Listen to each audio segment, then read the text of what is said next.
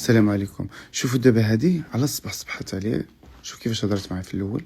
السلام عليكم، كثير اخويا بخير، لاباس عليك؟ اش اخبارك؟ كلشي مزيان؟ اسمعوا مزيان. مبروك عواشرك، داير انت امورك مزيان؟ الله يحفظك، مشرفين. نوفل اخويا، ياك نوفل اخويا. المهم ها هي المكالمه مسجله 41 ثانيه، ماشي مسجله زعما راهي بانه عطات بانه 41 ثانيه. هضرت معايا السلام عليكم. وعليكم السلام، مرحبا اختي، شنو بغيتي تصايبي؟ هي تقول لي انا بغيتك تعاوني، ما عنديش. قلت لها اختي انا راه ما كنعاونش وما بقيتش كنعاون، وراه الا بغيتي شي حد يعاونك سيري شوفي دوك الجمعيات اللي في المغرب، دوك الناس اللي كيعاونوا في المغرب وطلبيهم. تخيل وقلت لها ما تبقيش تعاودي تعيطي في هذه النمره، لانه هذه النمره ديال الخدمه ماشي ديال المساعده. شو باش جاوبتني؟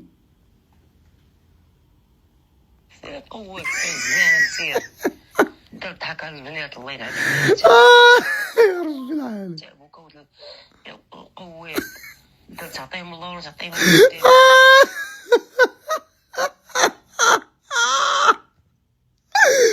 واحد البرودة العصافية، عاوني ولا نعايرك؟ حك لي زكي ولا نشكي؟ هي هادي. اش غادي نقول لكم؟ راه شبعت حسنات في هذا رمضان، انا كنجاوبهم بالادب وما كيعايروني هكذاك. عايروني راه في خباركم.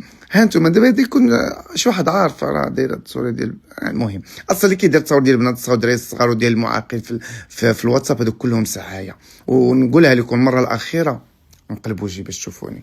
المره الاخيره نقولها لكم، راه ما بقيتش كنعاون، وما تبقاوش تصيفطوا العياده عاونوني. راه هذوك الموظفين وتيجاوبوا، راه ما بقيتش تنعاون. راه قلتها لكم مرارا وتكرارا. الله يجازيكم بخير. حنا عياده ماشي خيريه، ماشي مركز ايواء، ماشي مركز اللاجئين، ماشي مركز استغاثه او اغاثه. حنا عياده تجميل واسنان وزراعه شعر وتكميم. فما تبقاوش تصيفطوا بحال هاد الميساجات، وملي كنجاوبكم كل احترام كتعايرونا، هذا هو جزاؤنا. فحنايا اي واحد طلب منا شي حاجه كنقولوا ليه ما كنعاونوش وكنقطعوا الياس. السلام عليكم.